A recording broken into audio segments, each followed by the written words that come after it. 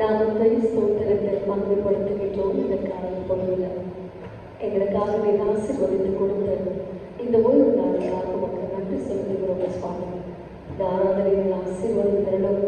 ஆராதனை முழுவதும் உடைய பரிசுத்த ஆவியை ஆண்டவரை நாங்கள் வல்லமையை பெற்றுக்கொள்ளவும், ஆண்டவரை உம்முடைய பரிசுத்த வார்த்தையை நாங்கள் உட்கொள்ளவும், ஆன்மீக உணவாக உடைய இருதயத்துக்கு நாங்கள் அதை உட்கொண்டு எங்கள் வாழ்க்கையில உமக்கு பிரியமான ஜீவியத்தை நாங்கள் ஜீவிக்க உதவி செய்தரும்.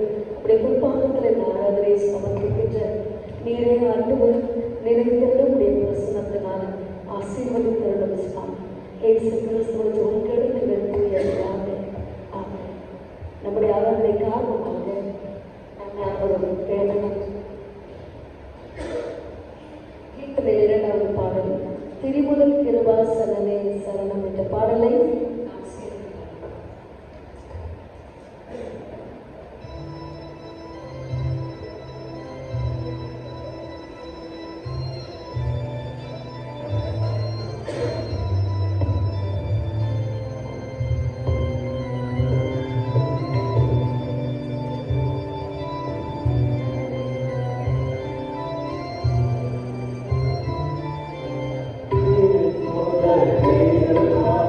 Yeah.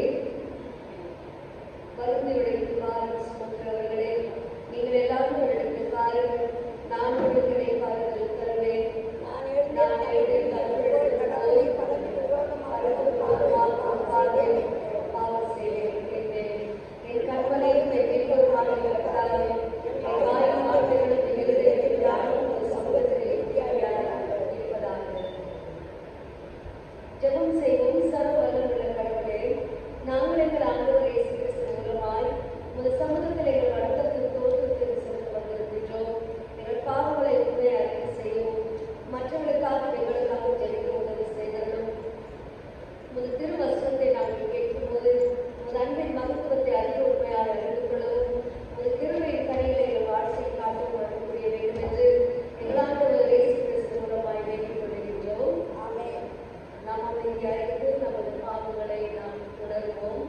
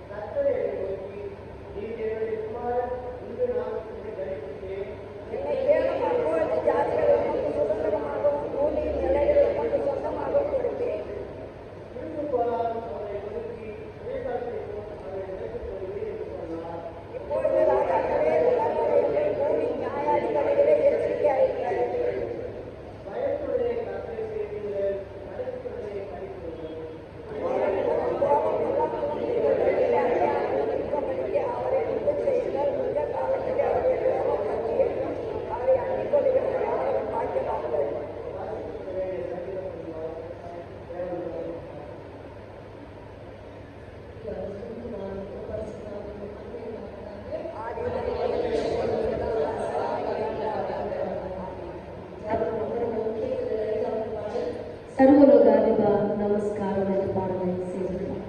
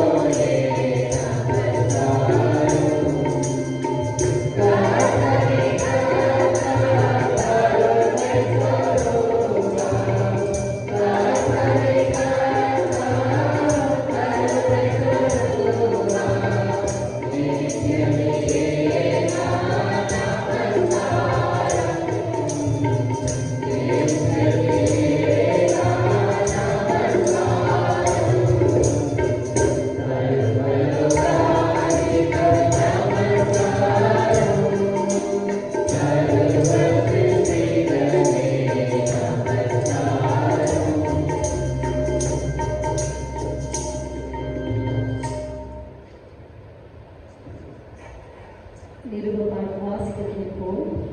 2 கொரிந்தியர் 13ஆம் அதிகாரம் வசனங்கள் 11 முதல் 14 வரை. 2 Corinthians chapter 13 verses from 11 to 14.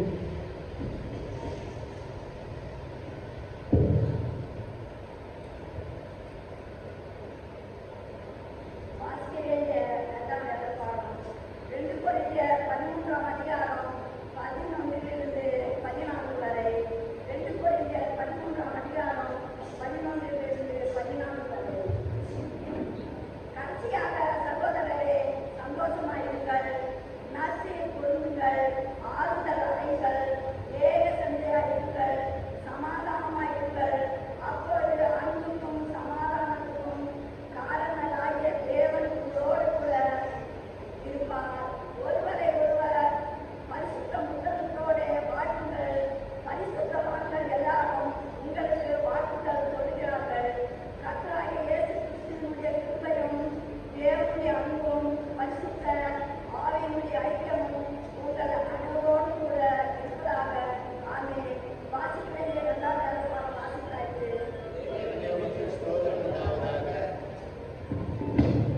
நற்செய்தி பார்த்துக்காக அவர்கள் எழுதியிருப்போம். வாசிக்கப்பட நற்செய்தி பகுதி யோவான் எழுதின சுவிசேஷம் 1ஆம் அதிகாரம் வசனம் 1 முதல் 18 வரை. Gospel according to St. John chapter 1 verses from 1 to 18.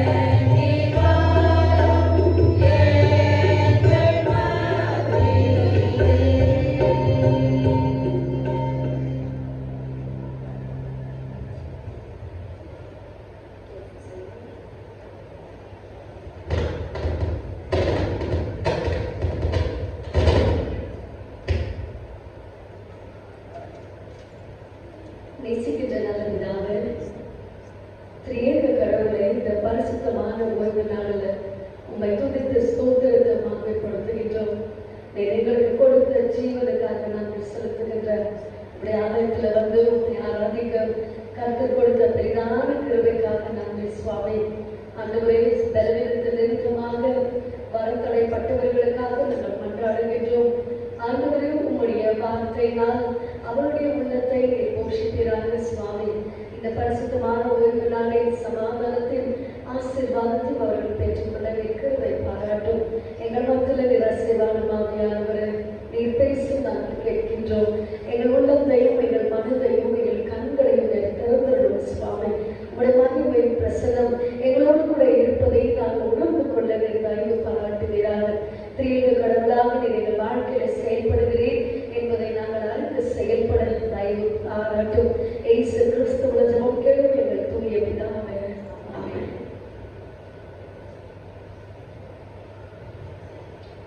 கிறிஸ்துவுக்குள் பிரியமானவர்களே, இன்று விசேஷமான நாள். கடந்த வாரம் பெந்தெகோஸ்தே திருநாளை நாம் ஆசரித்தோம். பெந்தெகோஸ்தே ஞாயிறு. பெந்தெகோஸ்தே ஞாயிறு ஆன பின்பு வருகின்ற முதல் ஞாயிறு இன்று. இதை திருத்துவ ஞாயிறு என்று நாம் ஆசரிக்கின்றோம். Trinity Sunday. ஈஸ்டர் மார்ச் 31 இருந்தது, கரெக்டுங்களா? அந்த முடிந்து சரியாக 50 நாட்களுக்கு பெந்தெகோஸ்டல் சண்டே நாம் ஆசரித்தோம். அதைத் தொடர்ந்து 7 நாளில் நாம் ட்ரினிட்டி திரியேக ஞாயிறு, திருத்துவ ஞாயிறு என்பதை நாம் ஆசரித்து கொண்டிருக்கின்றோம். இந்த திருத்துவம் என்பது திருமறையில் எங்கும் இல்லை. ஆனால் நம்முடைய அனுபவத்தால் இந்த திருத்துவ கடவுளை நம்மால் உணர முடியும்.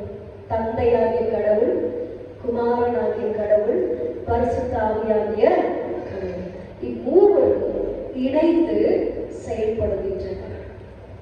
திருமறையில தொடக்க நூல், அதாவது ஆதி ஆகமத்திலிருந்து வெளிப்படுத்தின விசேஷம் வரைக்கும் பார்த்தீங்கன்னா கடவுள் செய்த காரியம், இயேசு கிறிஸ்து செய்த காரியம், அதன் பின்பு அப்போஸ்தல நடவடிக்கைகளில் இருந்து வெளிப்படுத்தின விசேஷம் வரைக்கும் பரிசுத்த ஆவியாருடைய செயல்பாடுகள் அனைத்தையும் இந்த திருமறையில் அடங்கி இருக்கிறது. அப்படி என்று சொன்னால் திரியேக கடவுளின் காரியங்களை நாம் முதல் புத்தகத்திலிருந்து கடைசி புத்தகத்தின் வரை நாம் காண்கின்றோம். உங்கள் அனைவருக்கும் தெரியும், ட்ரினிட்டி, மூவரு கடவுள். அதை பிரிப்பீர்கள் என்று சொன்னால் யூனிட்டி, ட்ரினிட்டி. ஸோ மூவரும் ஒற்றுமையாக ஒருவராக செயல்படுகின்றனர். இங்க நான் பெரியவர், நீங்க பெரியவர், இல்ல பரிசுத்தாவியர் சின்னவர், அப்படி அல்ல. கடவுள் ஒருவர், மூவராக செயல்படுகின்றனர். கயிறு நல்ல பின்னி பிணைஞ்சிருக்கும். நாம் பார்ப்பதற்கு அது ஒரு கயிறை தான் தெரியுது.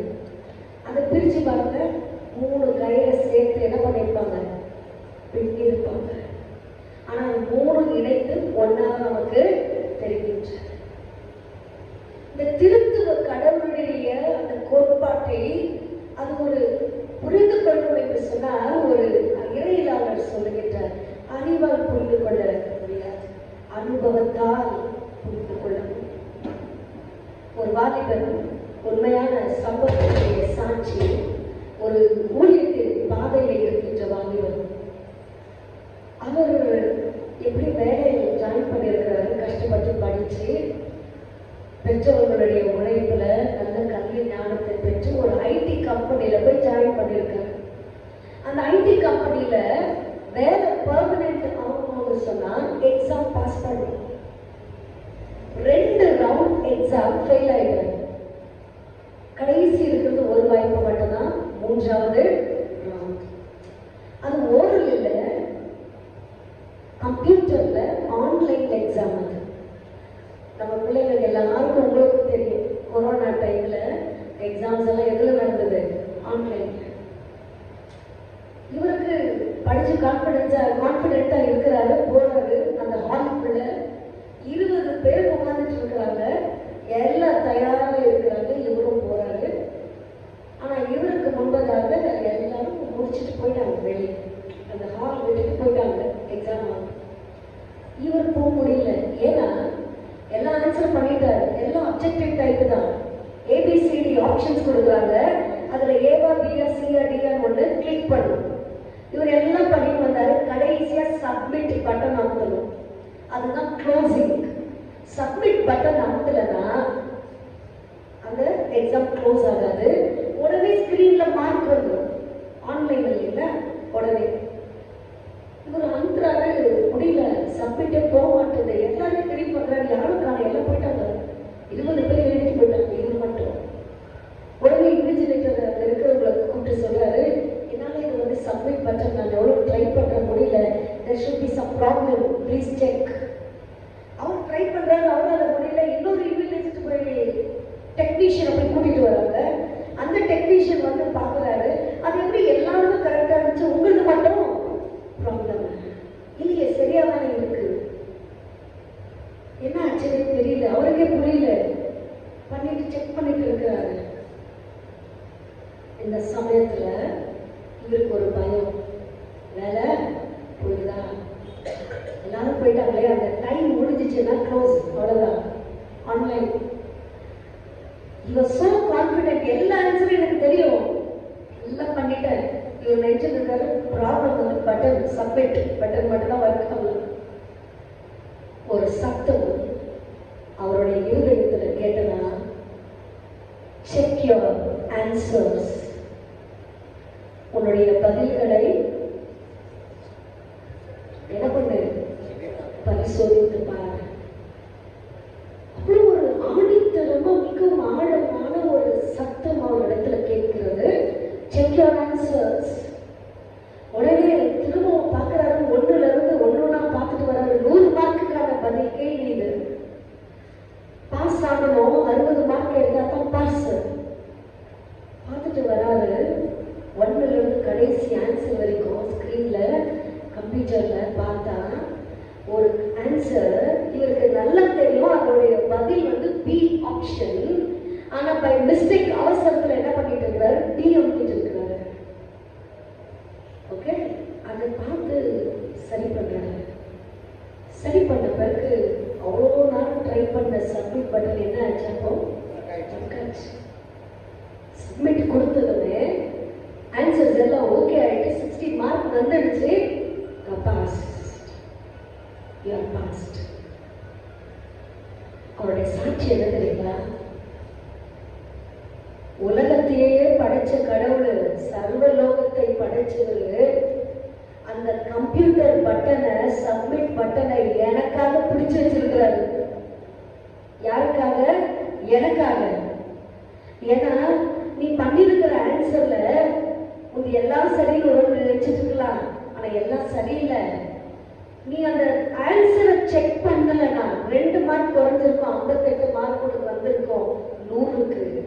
58 மார்க் வந்துச்சுன்னா 2 மார்க்ல உன்னோட வேலையே போச்சு. உன் வேலை போனா உன் சம்பளம் போச்சு, உன் குடும்பம் போனது, உன் பிள்ளைங்க, உன் குடும்பம், பெற்றோர்கள் எல்லாரையும் பார்ப்பது கடினமா போயிருக்கும்.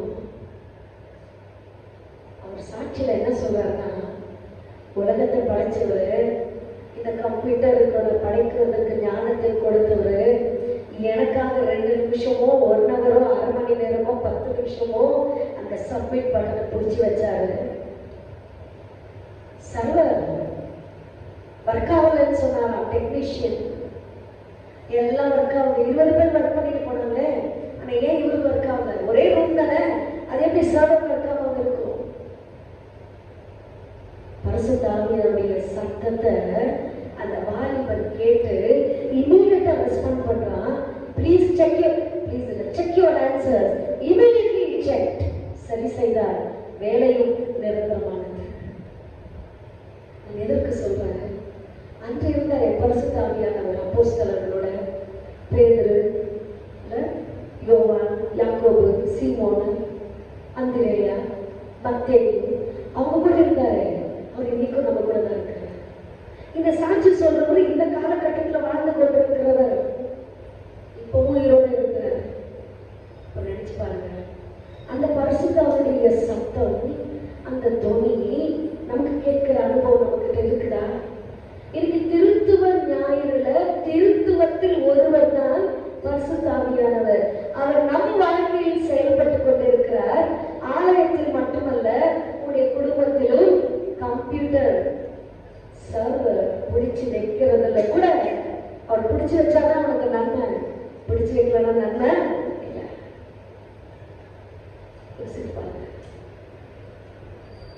நிறைய பேர் அம்மாவாங்க கிச்சன்ல சமைப்பாங்க. சில வேலையில சமைக்கிறத விட்டுட்டு அப்படியே கேஸ் ஆஃப் பண்ணாம ஸ்டவ் ஆஃப் பண்ணாம விட்டுட்டு போயிட்டு இருப்பாங்க. ஏதோ அவங்க மனசுல தோணும், இல்ல நீ ஆஃப் பண்ணியா, செக் பண்ணியா, போய் பாரு. உணர்த்துதல். அந்த உணர்த்துதலை கேட்டு செவி கொடுக்கிறவன் அங்க அவனுக்கு நன்மை. பரிசுத்த ஆவியானவர் நம்மை உணர்த்துகின்றார். பரிசுத்த ஆவியானவர் நம்மை கண்டித்து உணர்த்தி நம்மை வழிநடத்துகின்றார். அந்த இடத்துல பரிசுத்த ஆவியானவர் செக் யுவர் ஆன்சர்ஸ் சொல்லலாம். குடும்பம் கஷ்டமான இல்லை. இன்னைக்கு அந்த சத்தம் கேட்கின்ற அனுபவம் நம்ம உள்ளத்தில் இருக்குதா? அப்படின்னாங்க மனுஷன் சொன்னாலே சரீரத்தை மட்டும்தான் நம்ம யோசிக்கிறோம். இல்ல மனுஷன் கண்ணு, வாய், மூக்கு, கை, கால் இருந்தா, தலை இருந்தா மனுஷன். அது மட்டுமா ஒரு மனுஷனுடைய சரீரத்துல இல்ல. கடவுள் ஆவி ஆத்மா என்பதை படைச்சிருக்கிறாரு. அந்த ஆத்மா ஆவிய நீங்களும் நானும் பார்க்க முடியாது, இன்விசிபிள். ஆனா சரீரத்தை நம்மால காண முடியும்.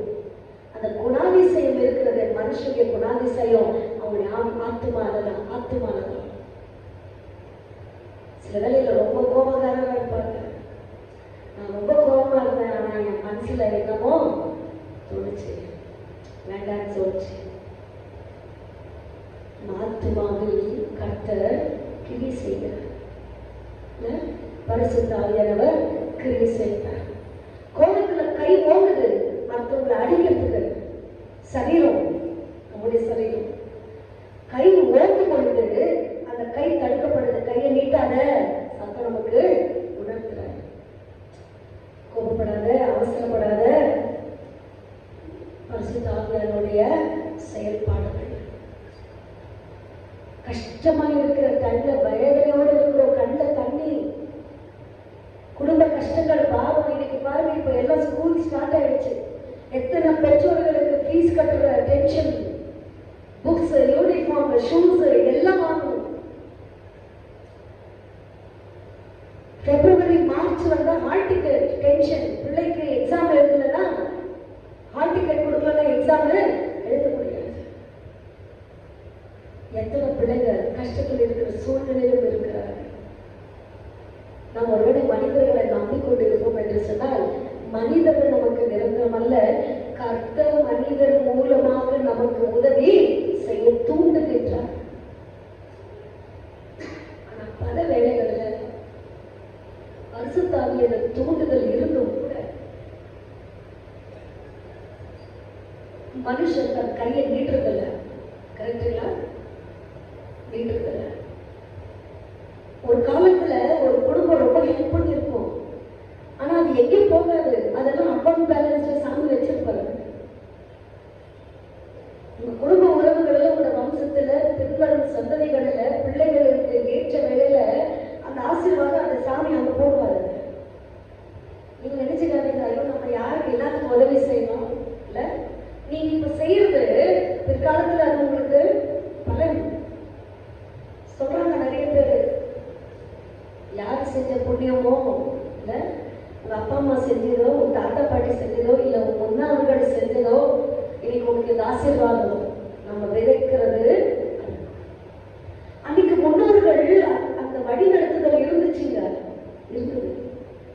பரிசுத்த ஆவியானவருடைய வழிநடத்துதல், கடவுளை நம்புவது, தொழுவது, ஓய்வு நாளை பரிசுத்தமாய் ஆசரிப்பது, நேரத்துக்கு ஆராதிப்பது, ஆலயத்திற்கு வந்தால் நம்முடைய கவனம் முழுவதுமாக கடவுளை குறித்ததே இருக்க வேண்டும், யாரை குறித்தும் இருக்கக்கூடாது. இப்படிப்பட்ட நடைமுறைகள் அவருடைய வாழ்க்கையில இருந்ததால் எப்பேற்பட்ட பிரச்சனை வந்தாலும், மலை போன்ற பிரச்சனை வந்தாலும் சமாளிச்சாங்க. இன்னைக்கு ஒரு பிள்ளை பெற்றெடுத்து பெற்றோர்கள் ஐயோ வளர்க்க முடியல கஷ்டம்ன்றாங்க. அந்த காலத்துல 10-12 பெற்றெடுத்த பிள்ளைகளை அழகா செட்டில் பண்ணியிருக்கிறாங்க. அது நம்ம நினைச்சுக்க வேணாம், ஐயோ அவங்க கிட்ட பணம் நிறைய இருக்கும், படிச்சே இருக்க மாட்டாங்க. எனக்கு தெரிஞ்ச ஒரு கிராமத்துல 7 பிள்ளைகள் ஒரு பெற்றோருக்கு. எல்லாமே டபுள் டிகிரி, எல்லாமே எம்ஃபில், எம்எஸ்சி, பிஎட் எல்லாமே படிச்சு முடிச்சிருக்கிறாங்க. எப்படி? பிள்ளைகளுடைய வாஞ்சை, பிள்ளைகளுடைய வாஞ்சை. நம்ம எந்த அளவுக்கு பிள்ளைகள் மீது ஆசீர்வாதத்திற்காக கடவுளை பிடிக்கிறோமோ பற்றி, அந்த அளவுக்கு கடவுள் நமக்கு உதவி செய்கின்றார். உதவி செய்ய ஆடம்பரமான வாழ்க்கையை கடவுள் விரும்புவதில்லை, பெருமையை கடவுள் விரும்புவதில்லை. பெருமைக்குரியவனை கர்த்தர் அருவருக்கிறார் என்று இருக்கிறது. இருக்கிறதா இல்லைங்களா? திருமறையில இருக்கு. God hates a person when brightness இருக்கக்கூடாது.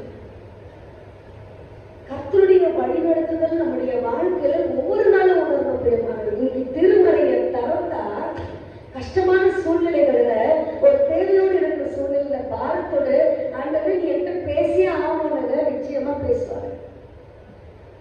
நீங்க அந்த பேஜ்லயே போயிருக்க மாட்டீங்க, தேடியே இருக்க மாட்டீங்க. திருமறையை திறந்ததுன்னு அந்த நேரத்துல உங்களுக்கான வார்த்தை அந்த இடத்துல இருக்கு. என்னுடைய திருமறையில அநேக பேஜ்களை பார்த்தீங்கன்னா டேட்டு டைம் எல்லாமே இருக்கும். 2:30 மணி கடிகாலம், 3:30 மணி, 4 மதியம். அப்பாவே போடு எழுதுங்க உங்கள் திருமறையை, உங்க பைபிள். நீங்க எழுதாம யார் எழுதுவது? நீங்க எழுதாம யார் எழுதுவது? கர்த்தர் உங்களோடு இடைப்படுவதை நீங்க தான் ரெக்கார்ட் பண்ணணும். இந்த திருமறையில் இருக்கிற காரியங்களை யார் எழுதுவது? கர்த்தர் இடைப்பட்டதை சொன்னதை எழுதினார்கள். மத்தேயுவிலிருந்து, மார்க்கிலிருந்து, லூக்கா, யோவான், வெளிப்படுத்த விசேஷம், யோவான் எழுதினது அனைத்தும் ரெக்கார்டு. அன்று வெளிப்படுத்தின கடவுளை இன்றும் உங்களோட மத்தியில பேசுவாங்க. எழுதுங்க, டேட் போடுங்க, டேட்டை போடுங்க. உண்மையான தேவைகள் என்று சொன்னால் கர்த்தர் உங்களோடு கூட வெளிப்படுவார், வெளிப்படுவார், உங்கள் மத்தியில பேசுவார். காரணம் அவர் காண்கின்ற தேவன். யாவது ஒரு வாசியங்கள் சங்கீதம் 130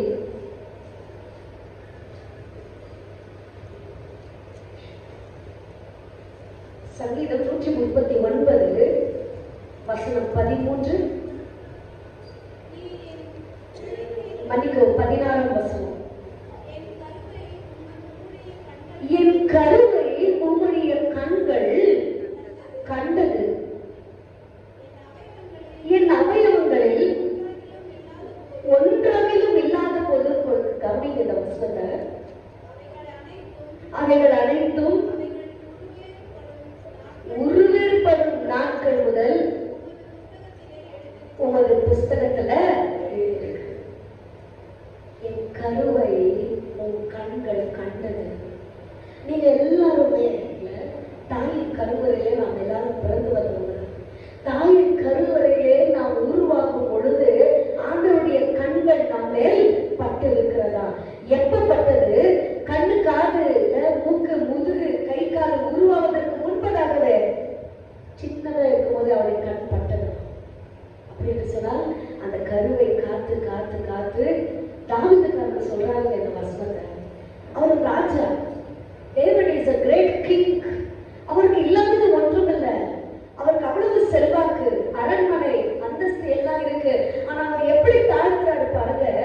என் கர்த்தாவே, என் கருவை என் தாயின் வயிற்றில் இருக்கும்போது உன் கண்கள் என் கருவை கண்டதே.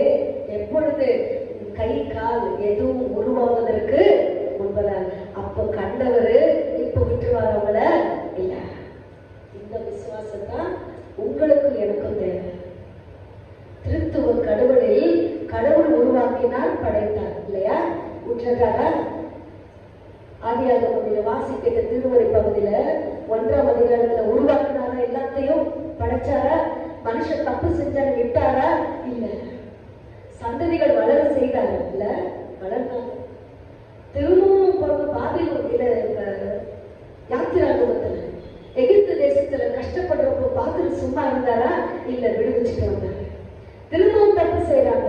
நோவா காலத்துல தண்டிக்கணும்னு சொல்லி வெள்ளத்தினால், ஜலத்தினால் அதை அழித்து திரும்பவும் அம்மா இருக்கிறாரு.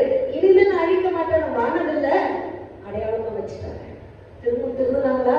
இல்ல. ஏசாயா தீர்க்கதரிசி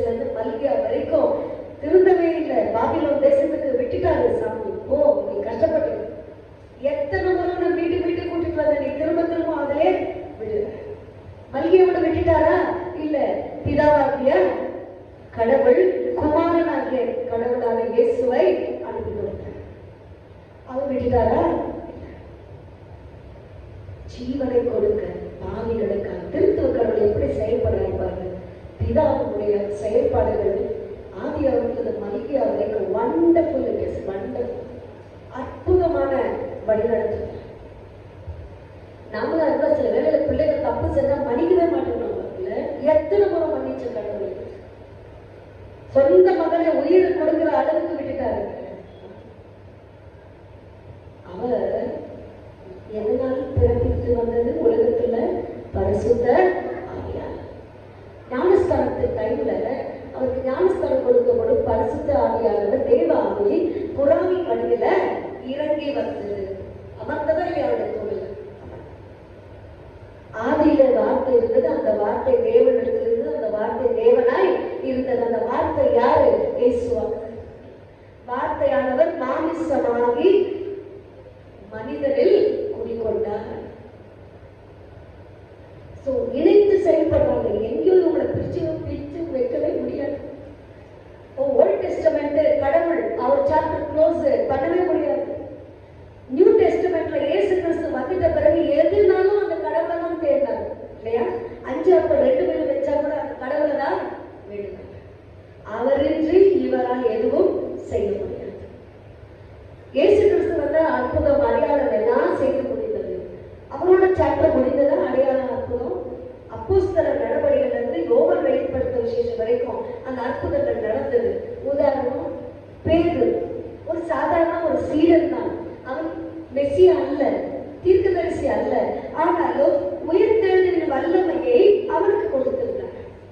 தபித்தா மரித்த பொழுது உயிரோட எழுப்புறார். யாருங்க? பேதுரு இல்லையா?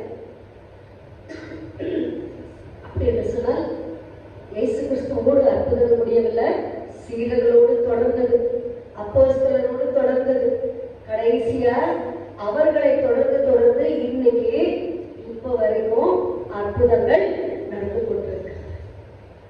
இவங்க கிட்ட போனாதான் அற்புதம், அவங்க கிட்ட போனாதான் அற்புதம். அதல்ல, இந்த ஊழியக்காரங்க போன அற்புதம் இல்ல. நீங்க வீட்டுல குழந்தைகிட்டு ஜெபிங்க, உங்க விசுவாசம் உங்களுக்கு அற்புதத்தை.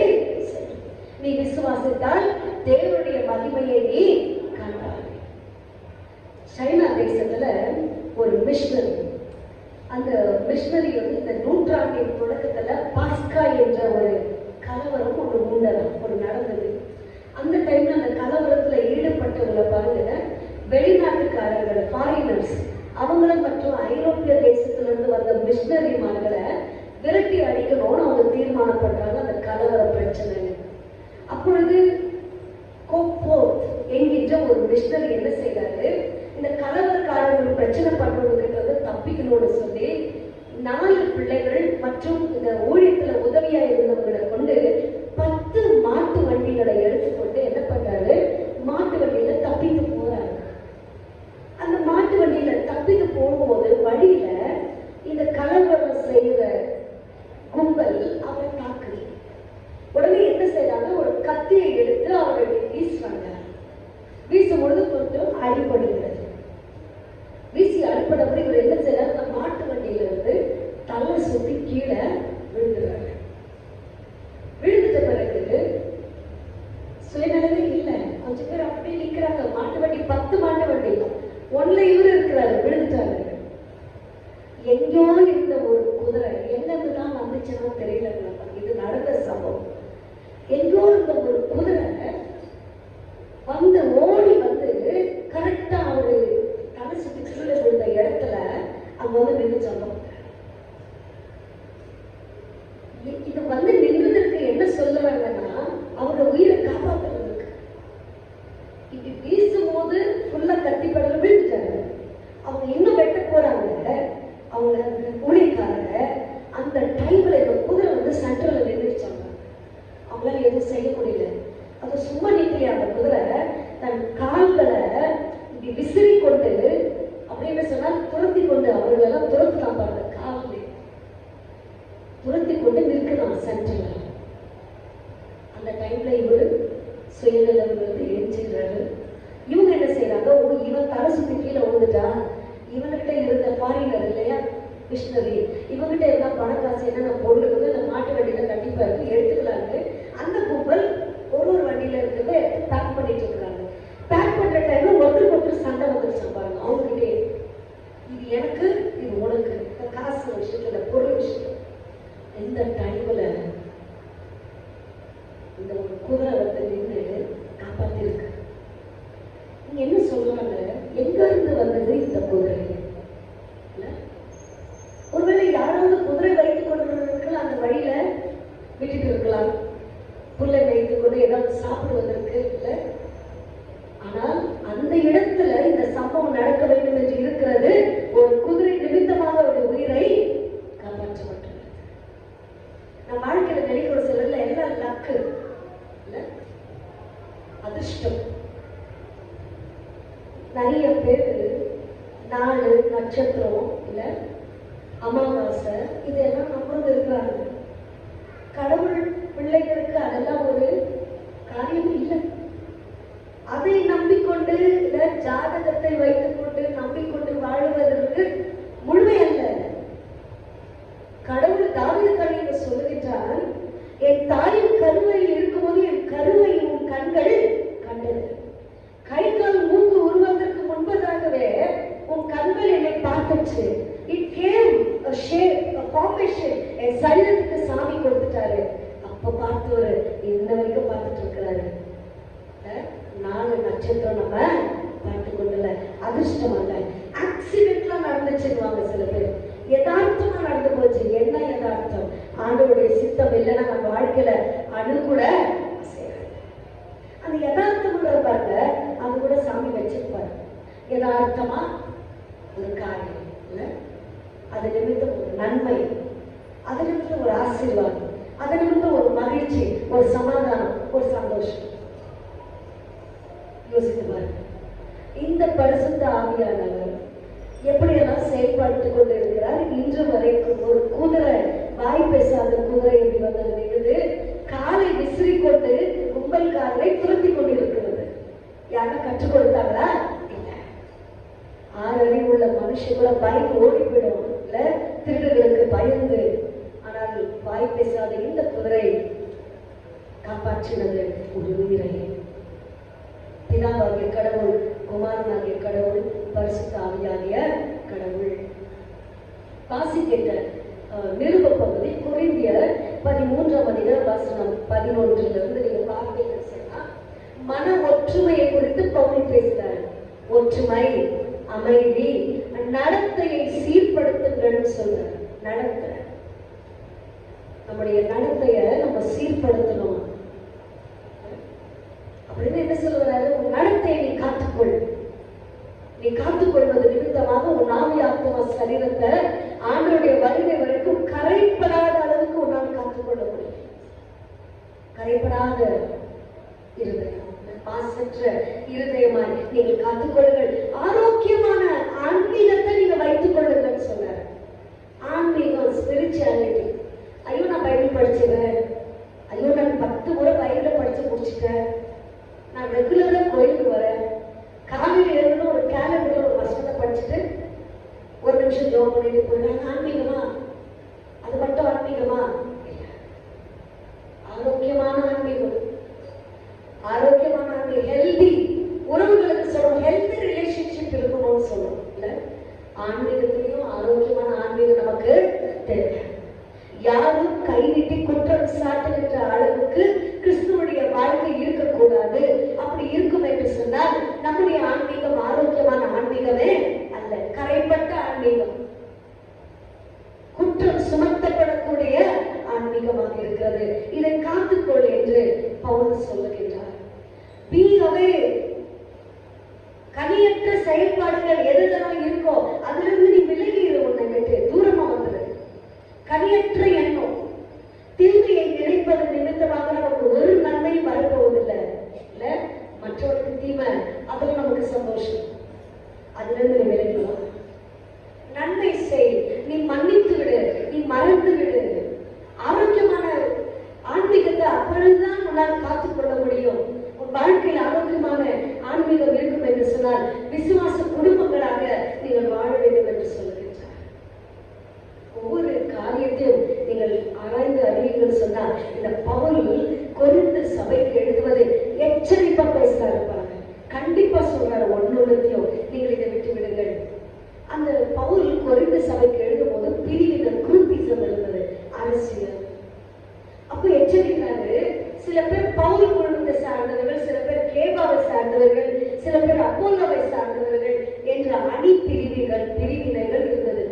தேசம், கட்சி, அரசியல், பாலிடிக்ஸ்.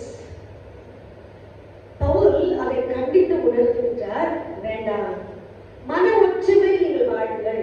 2 கொரிந்தியர் 13:11.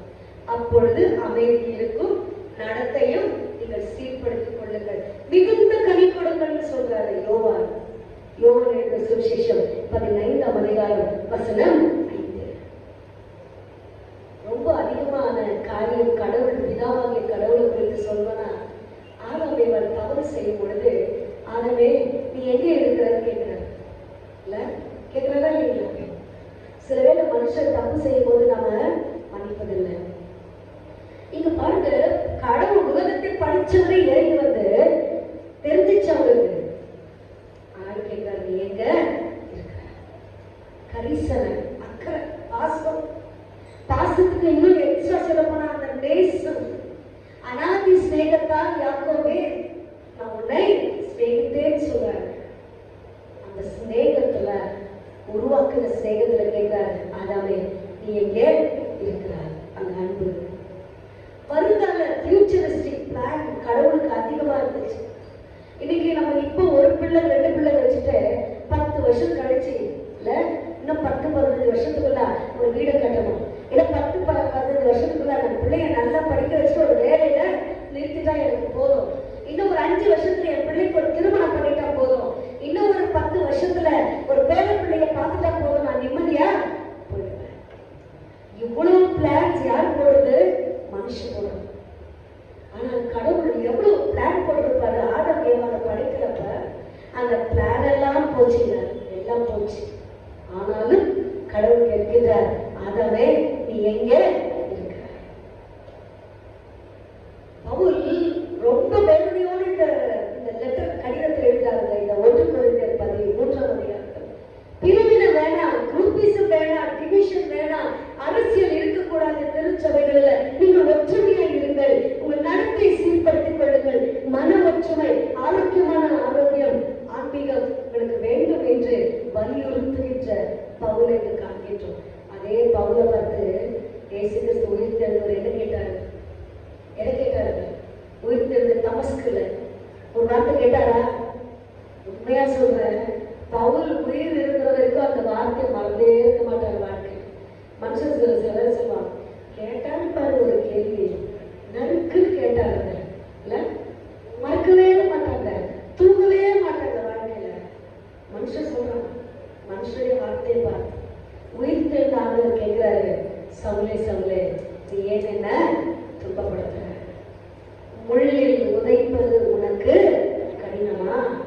உனக்கு கஷ்டம் இல்லப்பா, அதெல்லாம் உனக்கு ரொம்ப சர்வசாதாரணம். அதெல்லாம் கஷ்டப்படுத்துவது, அடிப்பது, இல்ல கொடூரமாக இருப்பது, எத்தனை பேரை ஆக்ரோஷமாக பேசுவது, மன்னிக்காத ஒரு தன்மை, கடவுள் பயம் இல்லாத ஒரு தன்மை, ஆரோக்கியமான ஆன்மீகம் இல்லாத தன்மை, இதெல்லாம் உனக்கு ரொம்ப சுலபப்பா. முள்ளில் உதைப்பது உனக்கு கஷ்டமா? உனக்கு ரொம்ப ஈஸி. ஆனா சவுலே நீ ஏன் என்ன கஷ்டப்படுத்துற?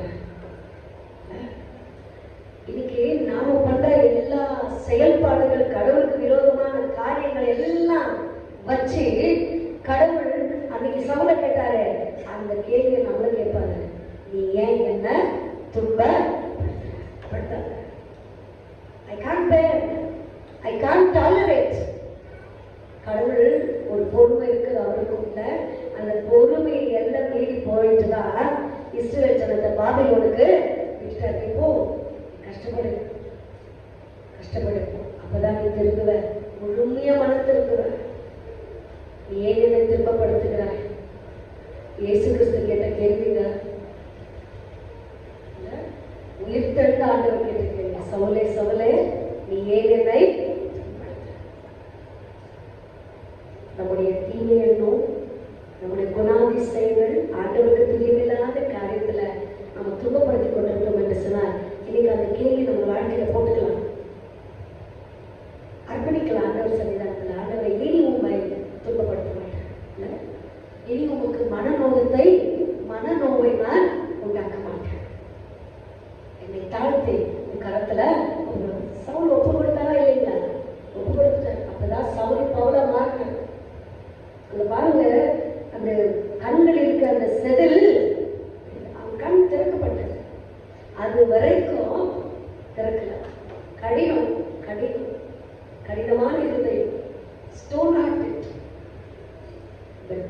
ஸ்பீக்ஸ் தேர் ஏன் என்னை துன்பப்படுத்தின. மனம் மாறி அவர் எழுதுறாரு கொரிந்த சபைக்கு, வேணாப்பா அரசியல் குரூப்பிசம், கேபா ஒரு குரூப்பு, அப்போல்லோ ஒரு குரூப்பு, இல்ல இதெல்லாம் வேண்டாம். பவுல் ஒரு குரூப்பு, நீங்கள் எல்லாரும் கிறிஸ்துவில் ஒன்றாய் இருக்க. தந்தை, மைந்தன், தூய ஆவியாகிய இந்த கடவுளை வழிபடுகின்ற நாம் ஒற்றுமையை கற்றுக்கொள்ள வேண்டும். கரெக்டுங்களா? கரெக்டுங்களா? திரியேக கடவுள் ஒன்றாக இருந்து ஒற்றுமையா செயல்படுவது போல அந்த ஒற்றுமையை இந்த ட்ரினிட்டி சண்டேல நாம கற்றுக்கொள்ளணும். இந்த மூவரும் ஒருவருக்கு ஒருவர் தாழ்த்தி கொண்டாங்க. யாரும் பெரியவர்கள் இல்லை என்று சொல்லிக் கொள்ளவில்லை. ஆண்டவருடைய சன்னிதானத்துல ஆண்டவருடைய பிள்ளைகள் யாரும் ஒருவர் பெரியவர் அல்ல, மற்றவர் சிறியவர் அல்ல. அனைவரும் ஆண்டவருடைய பிள்ளைகள் சமமாக பார்ப்பார். ஒருவரை நாம பார்த்தா கூட ஆண்டவர் பார்க்க மாட்டார். அவர் சமமாக அனைவரையும் பார்ப்பார். அந்த குணாதிசயம் கற்றுக்கொள்ளுங்கள். தாழ்த்துதல், என்கரேஜிங், புரோத்சாகம், கன்னட மொழி ஊக்குவித்தல் இருக்கும். பவுல் இதெல்லாம் வலியுறுத்தி கொரிந்து சபைக்கு சொல்லுகிறார். இன்று நம்முடைய சபைக்கும் இந்த அறிவுறுத்தல். மூன்று கடவுள், மூவரும் ஒரு கடவுளால் இணைந்து செயல்படுகின்றார். அந்த கடவுளை வழிபடுகின்ற நாம இந்த மூவரு நபர்களுடைய வாழ்க்கையில் இருக்கின்ற குணாதிசயத்தை நம் வாழ்க்கையில் பின்பற்றி ஆண்டவரை மகிழ்படுத்துவோம். கர்த்தருடைய ஆசீர்வதிப்பாராக.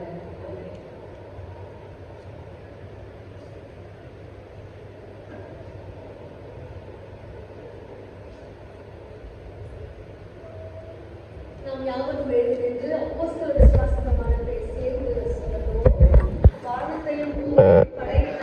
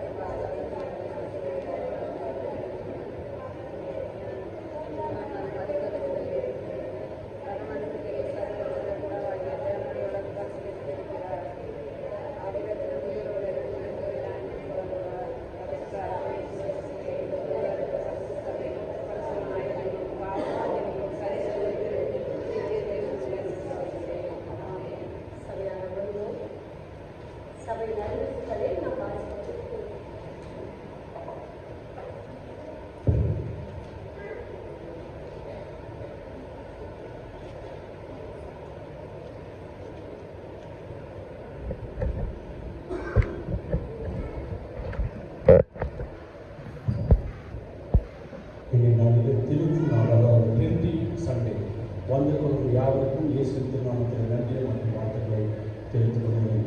இந்த நாளிலே அருமையாக தெய்வ செய்தி பகிர்ந்து கொண்ட போதகரமா டாக்டர் தபிதா ஜோசப் அவர்களுக்கு நன்றியை மற்றும் வாழ்த்துக்களை தெரிவித்துக் கொள்கிறேன். இந்த நாளிலே 4 மணிக்கு சரியாக பெங்களூர் சிட்டி ஏரியா தாய்மார்களிலிருந்து zonal meeting CSI Emmanuel church ஆகியோருக்கு நடைபெறும். அதில் தாய்மார்கள் கலந்துக்கும்படி அன்போடு கேட்டுக்கொள்கிறார். இது 1ஆம் தேதி காலை 6:30 மணிக்கு திருவிழா ஆராதனை. வருகின்ற 2ஆம் தேதி ஞாயிறு காலை 9 மணிக்கு ஸ்டூடெண்ட் சண்டே, அதாவது ஸ்டூடெண்ட் சண்டே நடைபெறும். அந்த நாளிலே அனைவரும் கலந்துக்கும்படி அன்போடு திருவிழா ஆராதனை நடைபெறும். அதில் கலந்துக்கும்படி அன்போடு கேட்டுக்கொள்கிறேன். அந்த நாளிலே ஆராதனை முடிந்த பிறகு தாய்மார்களுக்கு என்று மீட்டிங் நடைபெறும். அந்த நாளிலே சேல்ஸ் பை கிறிஸ்து லிட்டர்ஜிக்கல் அந்த 3 மணி நடைபெறும். அதில் அனைவரும் கற்றுக்கொள்வதை அன்போடு கேட்டுக்கொள்வார்கள். 2ஆம் வாரம் காரியத்தில் மணிக்கு தெய்வீக ஆராதனை மற்றும் 3ஆம் வாரம் திருவிழா ஆராதனை, 4ஆம் வாரம் தெய்வீக ஆராதனை மற்றும் 5ஆம் வாரம் தெய்வீக ஆராதனை அதில் கற்றுக்கொள்வதை அன்போடு கேட்டுக்கொள்கிறேன். மற்றும் வருகின்ற மாதம் 1ஆம் தேதி காலை 6:30 மணிக்கு திருவிழா ஆராதனை மற்றும் 7ஆம் தேதி அந்த நாளிலே சர்ச் ஆர்எஸ்ஐ திருவிழா ஆராதனை நடைபெறும். அந்த நாளிலே பேப்டிசம் யாரென்னா கொண்டு வருகின்றார் பிரின்சிபல் இன்சார்ஜ் தபிதா ஜோசப் மற்றும் செக்ரட்டரி கேட்டுக்கொள்கிறார். கடந்த வாரத்தின் திருநாள் கடவுள் சபை சார்பில் திருநாள் வாழ்த்துக்களை தெரிவித்துக் கொள்கிறேன். திருநாள் கடவுள் Mrs Nandini, governor Mr Amolraj Sitapura, Mrs Jnanama Ruth Mary, Dr. Mr. Ravi Vijay Kumar, Mrs. Tiger Baby, William Rowe, Ms. Jennifer Grief, Dr. Mr. Siddharthan Jim Nandi, Mrs. Rekha Baby, Mrs. Stanley John Garabai Pandya, Ms. Angel Keena, Dr. Mr. Ramesh Anapandya, Mr. A. Gadget Case Garden, Mr. John Edward Solution, Mrs. Maganti Dali Magadu, Mrs. Jennifer Baby, Mr. Vinay Kumar Tilak, Mr. Srimant Shalu, Dr. Mr. Patrick Nagraj, Mr. Saibanson, son of Mr. Kumar Kormangla, Mr. P. Sidhu Kormangla, Mr. Danny William, son of Mrs. Santosh Mahmood, Mrs. Sarojama Shantinagar, Mr. Anthony Case Garden, Mrs. Revika Baby, Mr. Kumar Sati Garden, Mrs. Sita Sara, Mr. Simran Ranjit HNLD, Mr. Vinod Kumar, son of Mr. Umane Shantinagar, Ms. Sara Delhi, Dr. Mr. Prabhuraj KG, Mr. Jacinta, son of Arun, அவர்களுக்கு சரி சார்ந்த போர்வலை சார்ந்த நன்றியை வாழ்த்துக்களை தெரிவித்துக் கொள்கிறேன். மற்றும் கடந்த வாரத்தில் திருமண நாள் அல்லது சபை சார்ந்த திருநாள் வாழ்த்துக்களை தெரிவிக்கும் Mrs Browns Begum and Mrs Short Philomena உரிமாவு, மிஸ்டர் இபினேஷன் Gnanasekar and Mrs Kavitha KG Dev, Mr Dinakaran, Mrs Anitha சம்பகிராமகர், மிஸ்டர் பூரி Jayakumar and Miss Anitha JP Nagar, Mr Victor and Mrs Sheela also, Mr Sunil Kumar and Mrs ஷோலி Zabora Ashok Nagar, Mr. Apol Mrs. Kalayar Sri Sudha Nagar, அனைவருக்கும் நன்றி மற்றும் வாழ்த்துக்களை தெரிவித்துள்ளோம். பெருநாள் மற்றும் திருநாள் அவர்கள் யாரெல்லாம் திருச்சபையில் அந்த டேட் கொடுக்காத இருந்தால் அந்த அனைவரும் அந்த டேட் கொடுக்கும்படி அன்போடு கேட்டுக்கொள்கிறேன். Mister Prabhu and Mrs Usha கேஸ் கார்டன் அவர்களுக்கும் நன்றியை தெரிவித்துக் கொள்கிறேன். கடந்த வாரத்தின் காணிக்கை வருங்கள். முதல் பை காணிக்கையாக 2030 ரூபாய், இரண்டாம் பை காணிக்கையாக 1760 ரூபாய், மாத ஸ்தோத்திர காணிக்கையாக 13,000 ரூபாய், கட்டட நிதி காணிக்கையாக 6,070 ரூபாய், நிலவர நிதி காணிக்கையாக 4,100 ரூபாய், திருமண காணிக்கையாக 2,300 ரூபாய், ஸ்தோத்திர காணிக்கையாக 600 ரூபாய், திருநாள் காணிக்கையாக 80 ரூபாய் மற்றும் admission for LKG to 10th standard open of Vidyalaya girls high school admission யாரும் வித்யாலயா கேர்ள்ஸ் ஹை ஸ்கூலில் பட்டம் இருந்துச்சுன்னா எல்கேஜி அட்மிஷன் இருக்குது. அதுக்கு பண்ண போட்டு contribute or donation for projector, screen, camera, mic, wire, voice மற்றும் சர்ச் அலவன்ஸ் நடப்புறதுக்கெல்லாம் யாரெல்லாம் ஸ்பான்சர் பண்ணுறது வந்து இன்னும் ஸ்பான்சர் பண்ண முடியும்.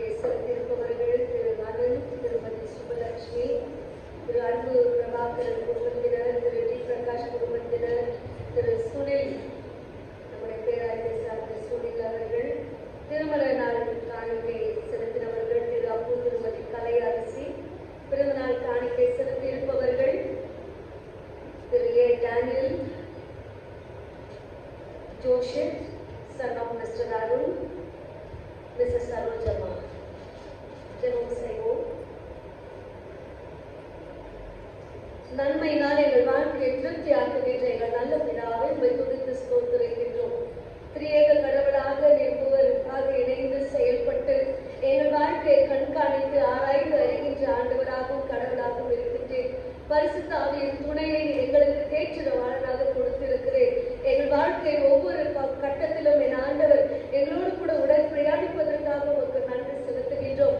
தாயின் கருவில் இருக்கும்போது உடைய கண்கள் கண்டது என்று தாவீதுக்காரன் சொன்னது போல நாங்களும் உடைய சன்னிதானத்தில் அறிக்கை செய்கின்றோம். உம்முடைய கண்கள் எங்களை கண்டது நிமித்தமாக, இம்மட்டும் எங்களை காத்துக் கொண்டது நிமித்தமாக நாங்கள் பிழைத்துக் கொண்டிருக்கிறோம். சுவாமி, உம்முடைய காரணம் ஒன்று எங்களை பெரியவர்களாக்குகின்றது, ஜீவனோடு எங்களை நிறுத்துகின்றது. உம்முடைய அனுகிரகத்திற்காக நாங்கள் நன்றி செலுத்துகின்றோம்.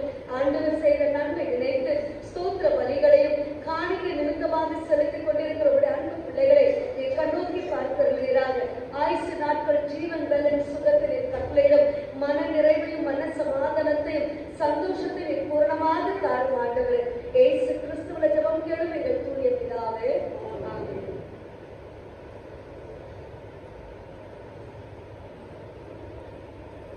யாரும் எழுந்திருப்போம், காணிக்கை பாடம்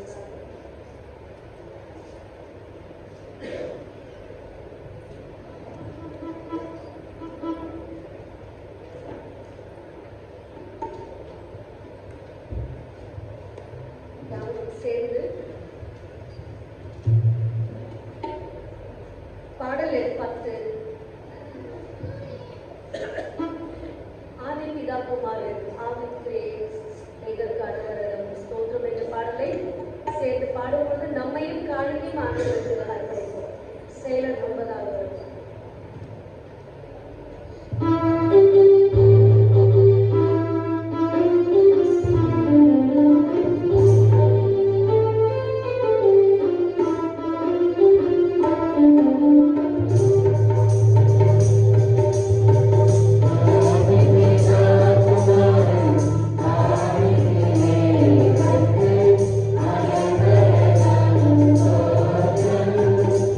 Yeah.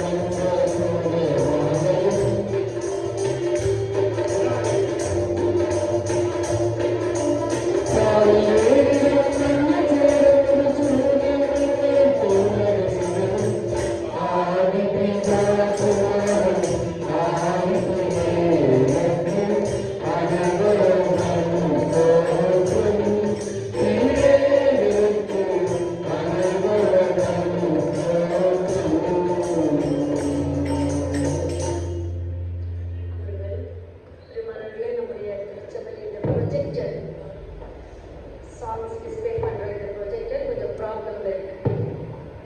இப்போ சரியாக வந்தாங்கல்ல, அதற்கு சரி செய்யணும்னு சொன்னால் 7000 ரூபாய் தேவைப்படுகின்றது. யாராவது இதை சரி செய்வதற்கு உதவ வேண்டும் என்று சொல்லி, ஒருவேளை பரிசுத்தாவினால் நீங்கள் ஏவப்படுவீர்கள் என்று சொன்னால் நீங்கள் செயலர் பொருளிடம் நீங்கள் தெரிவிக்கும்படி அன்போடு கேட்டுக்கொள்ளப்படுகிறது. இந்த பாடல் ரொம்ப கடினமான பாடல். வார்த்தைகளை நமக்கு தெரியலன்னா பாடவும் முடியாது. இந்த டிஸ்பிளேலும் இல்லை ப்ரொஜெக்டரில். ஆகையால் இனி வரும் நாட்களிலும் அது சீக்கிரமாக அதை சரி செய்ய யோசித்துக் கொண்டிருக்கிறோம். யாராவது உதவ வேண்டும் என்று சொல்லியிருந்து நீங்கள் ஆலயாரங்கள் முடிந்த பின்பு இல்லது வருகின்ற வாரங்களிலும் நீங்கள் தெரிவிக்கலாம். ஜெபம் செய்வோம்.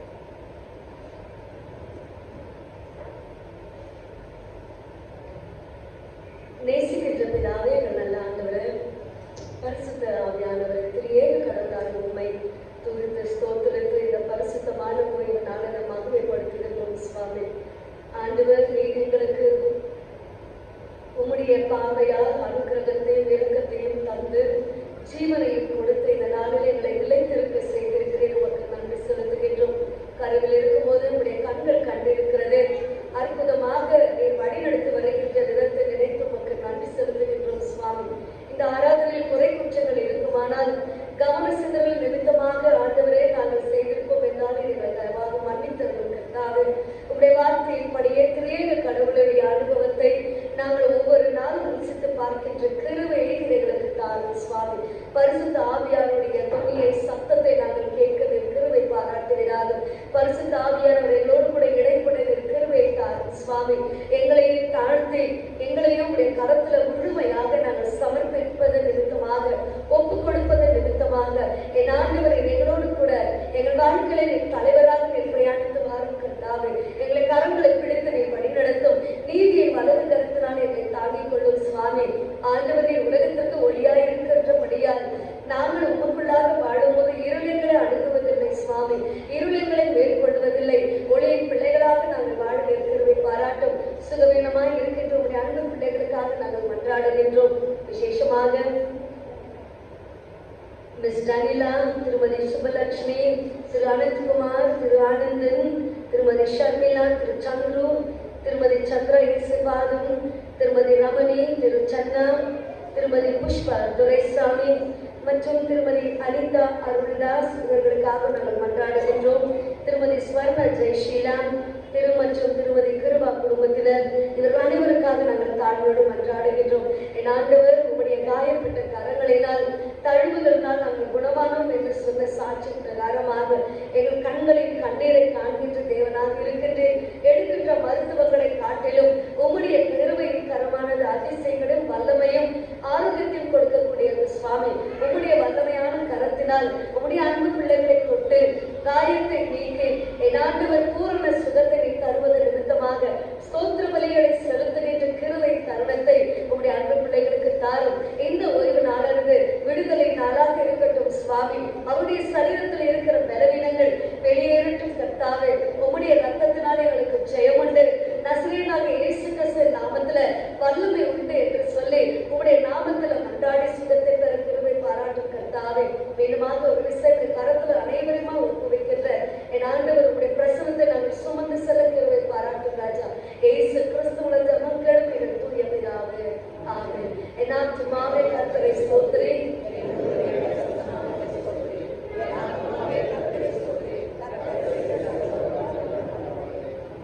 இறை ஆசீர்வாதத்திற்காக நாம் யாவரும் எழுந்திருப்போம்.